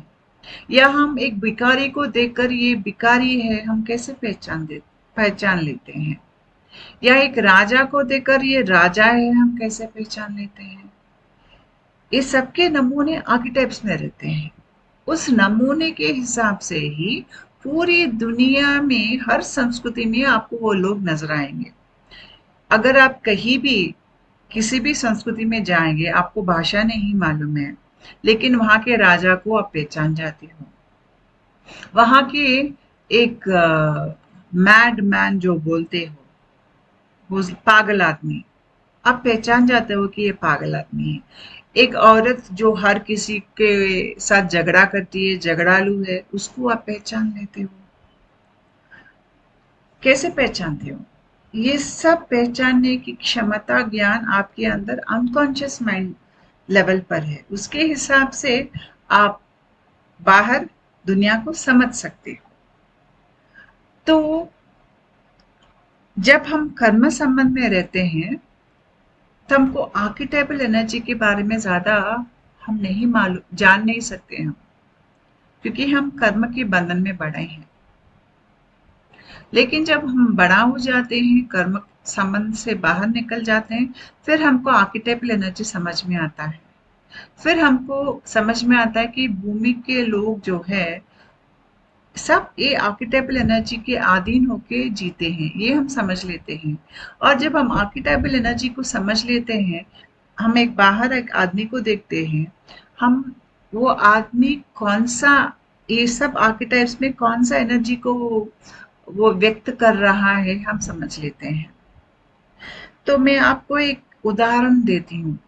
एक कर्म संबंध कैसे आत्म संबंध बन सकता है, वो उदाहरण अभी मैं देती हूँ। एक आदमी है, उसने शादी किया, लेकिन उनको एक अच्छी बीवी चाहिए थी, लेकिन उनके बीवी में ज्यादा पुरुषों की लक्षण है, तो वो अच्छी बीवी नहीं बन सकी। उन दोनों में विवाद झगड़ा बहुत ज्यादा हो गया। इस बीच में बच्चे पैदा हो गए, तो अभी उन दोनों को बच्चे की वजह से साथ रहना पड़ रहा है। दोनों के बीच में रिश्ता निकल गया है, कट गया है। थोड़े साल के बाद उस आदमी में आध्यात्मिक जागृति होती है, उनकी स्पंदन शक्ति बढ़ रही है, और स्पंदन शक्ति बढ़ते वक्त वो काम कर नहीं पाए, उनका तबीयत ठीक नहीं था, तो उनके बीवी ने घर संभाल लिया, उनको भी संभाल लिया, सब चल रहा था। तो इस आदमी को, जब वो छोटे थे तो उनके पिता के साथ उनका रिश्ता सही नहीं था। उनके पिता एक आदर्श पिता नहीं थे, इनको बहुत सताते थे, अकारण इनको मारकर पीटकर बहुत हिंसा किया था उन्होंने। तो वो दर्द और दुख अभी तक इनमें है, वो उससे बाहर नहीं उबर के आ सके वो। लेकिन जब ये आध्यात्मिक मार्ग में आगे गए और बहुत साल बाद उन्होंने देखा कि उनका अंदर का दर्द निकल गया है, और इनका जो कर्म संबंध है उनके बीवी के साथ, वो आत्म संबंधन में बदल गया है। वो कैसे बदल गया है? जब इनकी स्पंदना ऊपर स्थिति पे आ गई है, तो उनको सबके असली चेहरे नजर आने लगे हैं। कभी कभी ऐसा होता है कि आदमी का बाहरी चेहरा बहुत कड़क होता है, कि ना बहुत ही ऐसे क्रूएल जैसा लगता है, लेकिन अंदर वो आदमी अच्छा रहता है। कई कहीं बाहर हंसते रहते हैं, बहुत अच्छे व्यवहार दिखाते हैं, लेकिन अंदर बहुत ही वो कुटिल होते हैं। तो जब हम कर्म संबंधों में रहते तो ठीक से पहचान नहीं पाते आदमी को। लेकिन अभी जब इस आदमी का स्पंदन बढ़ गया है, इनको सबके स्वरूप, अंदर के स्वरूप इनको मालूम हो रहे हैं, तो जब वो अपने बीवी को देखते थे, उनको मालूम होता है कि इनकी बीवी का जो रूप एक स्त्री का रूप है, ये स्त्री का रूप है, लेकिन इनके अंदर पुरुष की स्वभाव बहुत ज्यादा है। इसलिए इनको अपने बीवी के साथ लड़ाई झगड़ा होकर जो उन्होंने सोचा कि मेरी बीवी से एक स्त्री तत्व मुझे मिलेगी, वो नहीं मिला था। उसकी वजह से उनको झगड़ा होके वो शादी टूट गई थी। अभी उनको समझ में आता है कि उनकी बीवी दिखने में तो स्त्री है, लेकिन उनके अंदर जो स्वभाव है पुरुष स्वभाव है। तब उनको समझ में आता है कि जो आदमी का रूप देकर आप उसको ऐसा स्त्री या पुरुष ऐसा नहीं कह सकते हैं।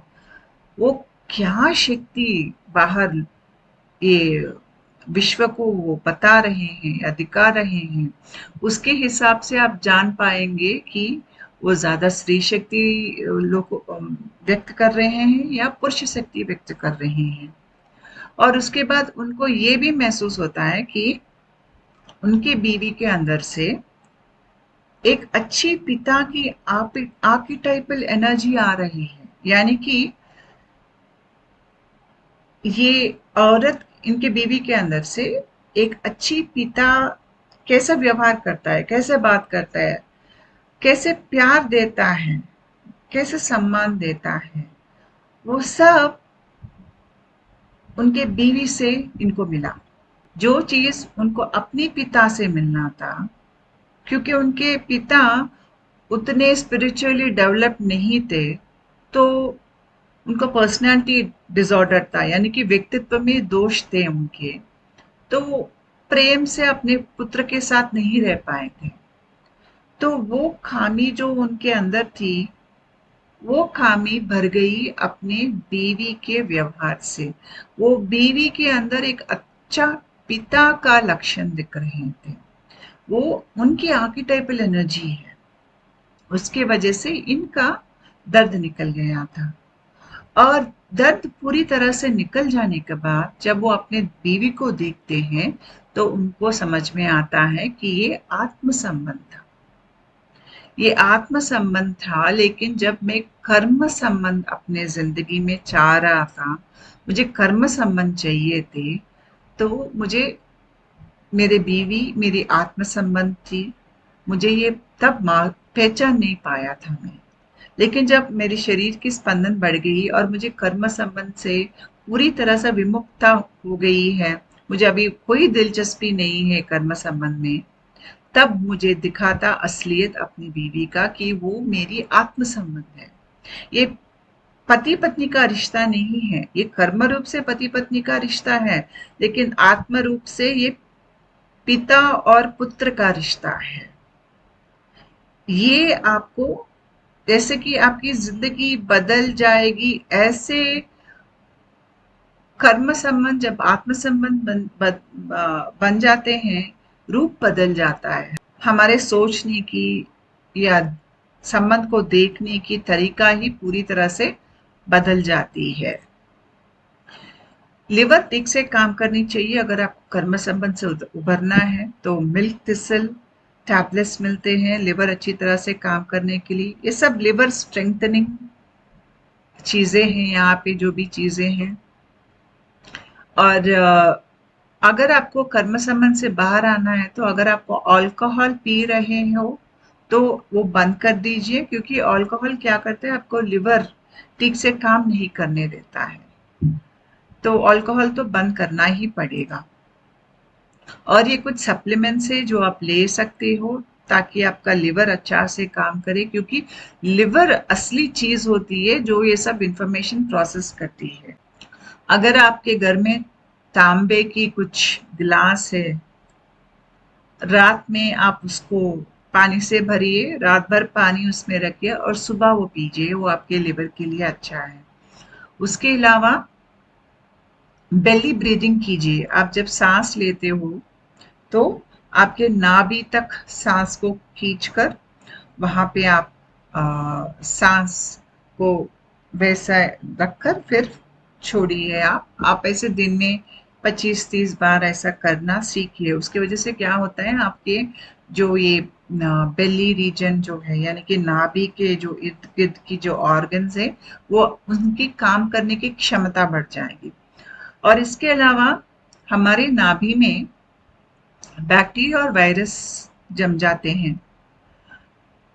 जब वहां पे बैक्टीरिया और वायरस जम जाते हैं तो उसका प्रभाव हमारे पेट में जो ऑर्गन्स है उसके ऊपर पड़ता है और हमारे सोचने के तरीका पे भी पड़ता है। हम ज़्यादा नेगेटिव सोचने लगते हैं। तो नाभि हमेशा साफ रहना चाहिए। उसमें 10 दिन में एक बार 1-2 बूंद नारियल का तेल डालिए। उसमें लगाकर आपके नहाने के 10 मिनट पहले लगाकर छोड़ दीजिए और 10 मिनट बाद आप नहला दीजिए।